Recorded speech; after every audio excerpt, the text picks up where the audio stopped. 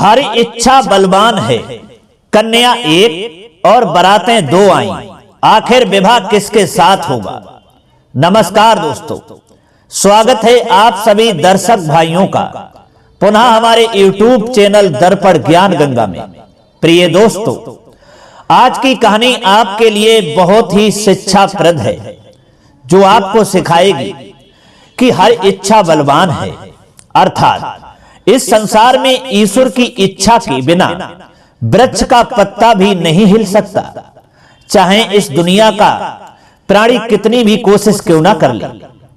इस संसार में जो भी होता है वह ईश्वर की इच्छा से ही होता है।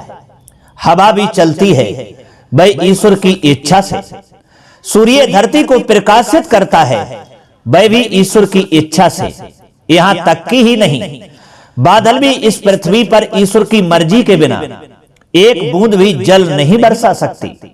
यही विधि का विधान है। तो दोस्तों, आइए इस कहानी के माध्यम से आपको समझाने का प्रयास करते हैं कि ईश्वर की इच्छा बलवान कैसे होती है, जिसमें आज का विषय है कि कन्या एक बरातें दो आईं, आखिर किसके साथ में होगा उस कन्या का विवाह। दोस्तों, कहानी बहुत ही रोचक और ज्ञानवर्धक है, इसलिए आपसे निवेदन है कि इस कहानी के लिए पूरा ही सुनने का प्रयास करें। वीडियो की समाप्ति होने तक आप हमारे चैनल पर बने रहें और साथ ही साथ यदि आप हमारे चैनल पर नए मेहमान दर्शक बनकर के आए हैं, आपने अभी तक हमारा चैनल सब्सक्राइब नहीं किया है, तो मित्रों आपसे निवेदन है कहानी सुनने के साथ साथ आप हमारे चैनल को भी सब्सक्राइब कर लें, बेल आइकन घंटी को भी दबाना ना भूलें, क्योंकि आपका एक सब्सक्राइब हमारे लिए बहुत महत्वपूर्ण है। तो चलिए दोस्तों, बिना विलंब किए हुए अब शुरू करते हैं ये ज्ञानवर्धक कहानी। प्रिय दोस्तों, एक समय की बात है, भगवान हरि विष्णु ने विचार किया, चलो कैलाशपति भगवान शिव से मिलने के लिए चलते हैं। फिर एक दिन हरि विष्णु गरुड़ जी पर सवार होकर कैलाश पर्वत की ओर प्रस्थान कर देते हैं। चलते चलते जब बहुत दूर निकल गए तो रास्ते में गरुड़ जी ने देखा कि एक गांव में एक घर के एक ही दरवाजे पर दो बारातें ठहरी हुई हैं। ये मामला गरुड़ जी के समझ में नहीं आया। फिर क्या था, गरुड़ जी भगवान हरि विष्णु से पूछ बैठे और बोले कि हे प्रभु, ये कैसी अनोखी बात है कि इस घर में विवाह के लिए कन्या एक है और बारातें दो आई हैं। मेरी तो समझ में कुछ नहीं आ रहा है। तब हरि विष्णु बोले, हाँ गरुड़ जी, एक ही कन्या से विवाह के लिए दो अलग अलग जगह से बारातें आई हैं। एक बारात पिता द्वारा पसंद किए गए लड़के की है और दूसरी बारात माता द्वारा पसंद किए गए लड़के की है। दोस्तों, ये सुनकर गरुड़ जी पूछने लगे कि हे प्रभु, आखिर विवाह किसके साथ में होगा। तब भगवान विष्णु कहते हैं कि हे गरुड़ जी, जिसे माता ने पसंद किया है और बुलाया है, उसी के साथ कन्या का विवाह होगा। मित्रों, भगवान की बातें सुनकर गरुड़ जी चुप हो गए और भगवान हरि विष्णु को कैलाश पर्वत पर पहुंचाकर कौतूहलवश पुनः उसी जगह पर आ गए जहां दोनों बारातें ठहरी हुई थी। फिर गरुड़ जी ने विचार किया, यदि मैं माता के बुलाए गए वर को यहां से हटा दूं तो कैसे विवाह संभव होगा। देखें प्रभु की बात कैसे सत्य होती है। दोस्तों, फिर क्या था, गरुड़ जी विधि के विधान को देखने की जिज्ञासा के लिए तुरंत ही मां के द्वारा बुलाए हुए वर को उठाया और ले जाकर समुद्र के एक टापू में रख दिया। मित्रों, ऐसा कर गरुड़ जी थोड़ी देर के लिए ठहरे भी नहीं थे कि उनके मन में अचानक विचार आया कि मैं तो इस लड़के को यहां उठा लाया हूं, पर यहां तो खाने पीने की कोई व्यवस्था भी नहीं है।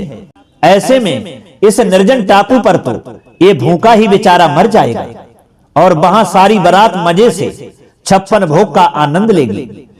ये तो बिल्कुल उचित नहीं है। फिर इसका पाप अवश्य मुझे लगेगा। अब मुझे भी इसके लिए कुछ खाने का इंतजाम करना चाहिए। दोस्तों, गरुड़ जी सोचने लगे, यदि विधि का विधान देखना है तो थोड़ा परिश्रम मुझे भी करना पड़ेगा। ऐसा विचार कर वे वापस उसी स्थान पर फिर से आ गए जहां से वर को उठाकर ले गए थे। मित्रों, इधर कन्या के घर पर स्थिति यह थी कि वर के लापता हो जाने से कन्या की माता को बड़ी निराशा हो रही थी, परंतु अब भी वह अपने हठ पर अडिग थी कि मेरा पसंद किया हुआ वर अवश्य मिलेगा।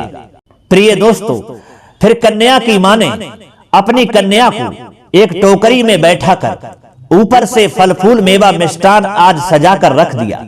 जिस टोकरी को ले जाने के निमित्त वर पक्ष से लोग आए हुए थे, दोस्तों माता द्वारा उसी टोकरी में कन्या को छिपाकर भेजने के पीछे उसकी ये मनसा थी कि वर पक्ष के लोग कन्या को अपने घर ले जाकर वर को खोजकर उन दोनों का विवाह कर देंगे। फिर माता ने अपना ये भाव किसी तरह होने वाले समधि को सूचित भी कर दिया। प्रिय दोस्तों, अब संयोग की बात देखिए। आंगन में रखी उसी टोकरी को जिसमें कन्या की माता ने विविध फल मेवा मिष्ठान आदि भरकर कन्या को छिपाया था, गरुड़ जी ने उसे भरा देखकर उठाया और वहां से ले उड़े। मित्रों, उस टोकरी को ले जाकर गरुड़ जी ने उसी निर्जन टापू पर जहां पहले से ही वर को उठा ले जाकर उन्होंने रखा था, वही उसके सामने रख दिया। इधर भूख के मारे व्याकुल हो रहे वर ने ज्यों ही अपने सामने भोज्य सामग्रियों से भरी टोकरी को देखा तो बाज की तरह खाने के लिए उस पर झपट पड़ा। मित्रों, उसने टोकरी से जैसे खाने के लिए फल आदि निकालना शुरू किया तो देखा कि उसमें 16 श्रृंगार किए वह युवती बैठी है जिससे कि उसका विवाह होना था। मित्रों, गरुड़ जी ये देखकर दंग रह गए। फिर उन्हें निश्चय हो गया कि हर इच्छा बलवान है। गरुड़ जी सोचने लगे, सही ही कहा है, राम कीन चाहे सोई होई, करे अन्यथा अस नहीं कोई। दोस्तों, फिर क्या था, शुभ मुहूर्त विचार कर स्वयं गरुड़ जी ने ही पुरोहित का कर्तव्य निभाया, अर्थात वेद मंत्रों से विधि पूर्वक विवाह कार्य संपन्न कराकर वर वधू को आशीर्वाद दिया और उन्हें पुनः उनके घर पहुंचाया, जिन्हें देखकर वर परिवार के सभी लोग खुश हो गए। तत्पश्चात प्रभु के पास आकर सारा वृत्तांत भगवान विष्णु को निवेदन सहित कह सुनाया और प्रभु पर अधिकार समझ गरुड़ जी झुंझला कर बोले कि हे प्रभु, आपने अच्छी लीला करी है, सारा ब्याह कार्य हमसे ही करवा लिया। फिर भगवान हर विष्णु गरुड़ जी की बातों को सुनकर मंद मंद मुस्कुराने लगे। तो दोस्तों, ये कहानी आपको सिखाती है कि हर इच्छा ही बलवान है, यही सत्य है। और दोस्तों, जिसने भी हर इच्छा के विरुद्ध जो भी कार्य करने की कोशिश की उसे नुकसान के अलावा कुछ हासिल नहीं हुआ।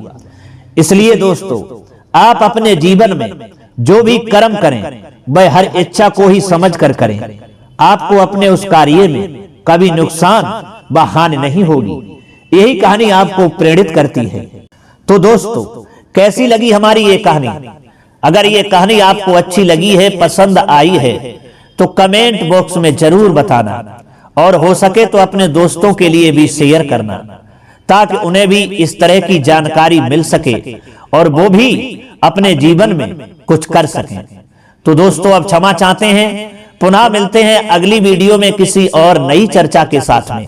तब तक के लिए सब्सक्राइबर बंधु एवं दर्शक भाइयों के लिए राधे कृष्णा, ओम नमः शिवाय, नमस्कार।